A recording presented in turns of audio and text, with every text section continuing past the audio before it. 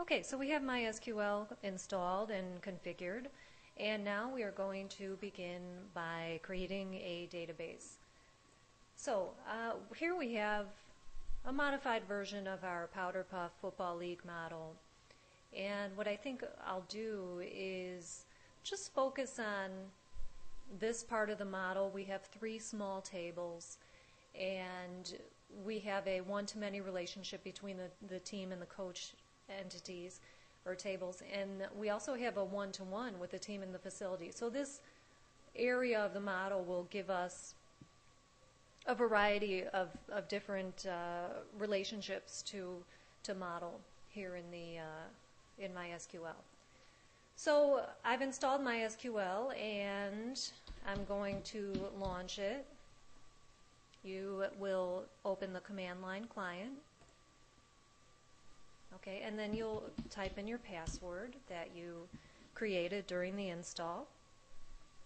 Okay, so I basically am starting with a blank slate here. I have to first create a database to put my tables. Okay, so I'm going to type create database at the command line here, and then I have to come up with a name for my database, and I will call this Powder Puff. And we typically end SQL statements with a semicolon. Okay, so it said query OK, 1 row affected. That means that all is well here. Now, it's not enough to create the database. Then you have to jump into the database to start using it. So we will say use Powder Puff. Again, ending that with a semicolon. Okay, so database changed. Now I'm in the Powder Puff database. Of course, there's nothing in there yet, but I'm ready to add my first table. So let's look at our model here. And we said we would focus on these 3 entities. You know, typically when you're beginning a database, you have the data model in front of you. You want to probably, now this isn't absolutely necessary, but it'll make your life easier if you start with an entity that has no foreign keys, okay, such as the facility entity. So this is where I'm going to begin with the facility. So, and what the reason I made that choice will become apparent as we get more further into it. But another thing I'll recommend is we're going to be typing some SQL statements, some pretty lengthy SQL statements here, and executing them at the command line. I recommend that you type your statements in Notepad and then copy and paste them into the command line, because a lot of this is going to be very repetitive, which is a good thing, because once you kind of get into that groove, you'll be able to move along quickly and you'll really know what you're doing. But you want to be able to reuse a lot of that code that you typed in, and you can't reuse it when it's at the command line. You can reuse it in Notepad. So I am going to create that facility table.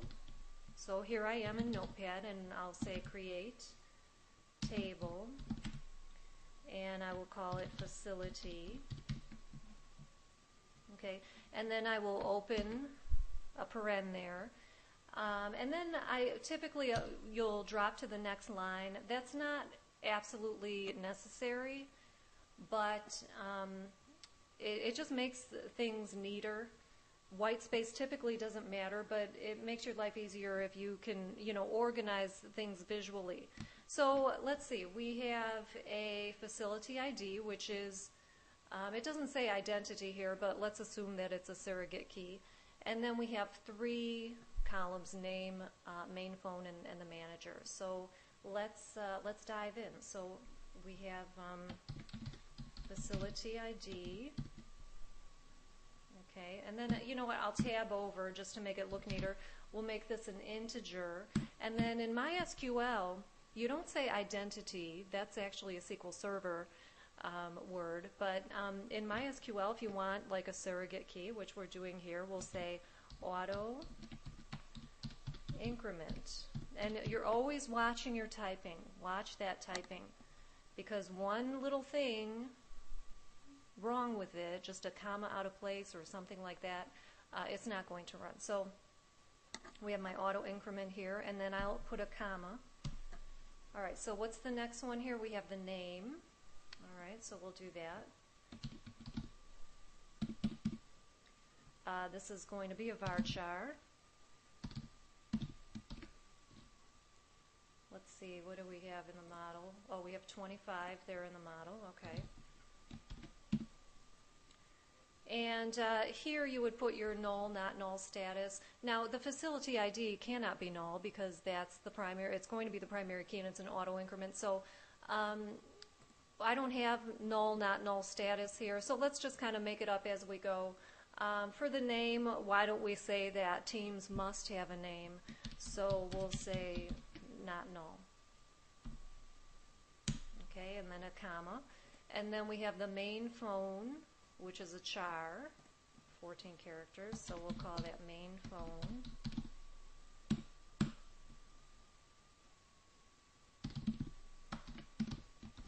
And I'm just choosing the column names from the data model, the data types. We're at the point where the modeling is over and we're creating the database. So, you should be able to just take this model and reproduce it. I know the null, not null values are not on here, but typically they would be. And you are just building. Now you're just like a construction worker that is building the house or, the end product based on the plans that you were given. The design is over. Okay, so let's see. That was a char, and we'll say that can be null. What the heck? And then another comma, and now we have the manager.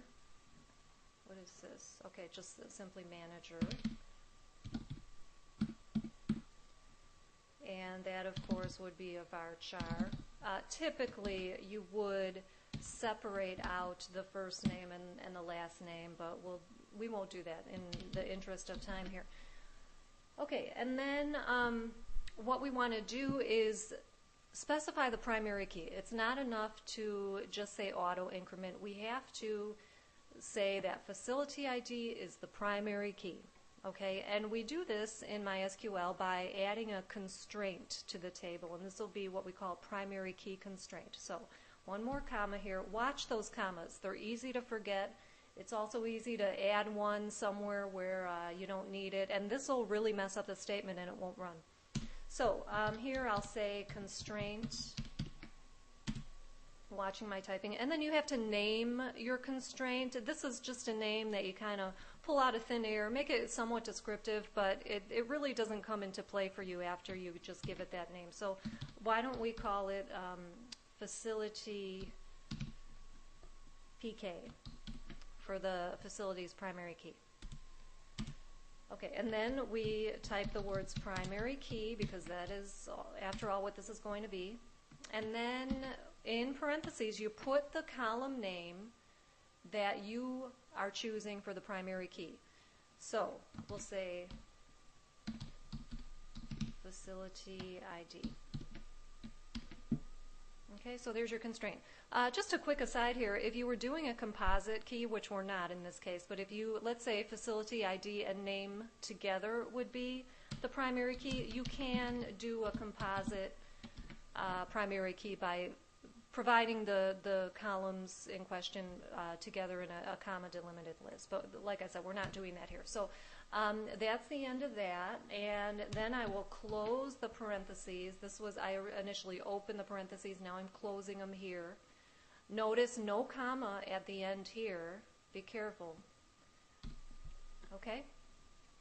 So here is my create table statement for facility. And what I'll do is I'll copy it. And then I'm going to go to the command line, and I will simply right-click and do a paste. Okay, cross your fingers, press enter. Okay, if it says query okay, 0 rows affected, that means that the table went into the database without a hitch. Another thing you can do, just to double check, which you don't have to, if it says the query is okay, then it was okay. But if you say describe facility, here is like a little picture of my table with the columns that I added. So in the next video, we will tackle another one of these tables and set up a relationship.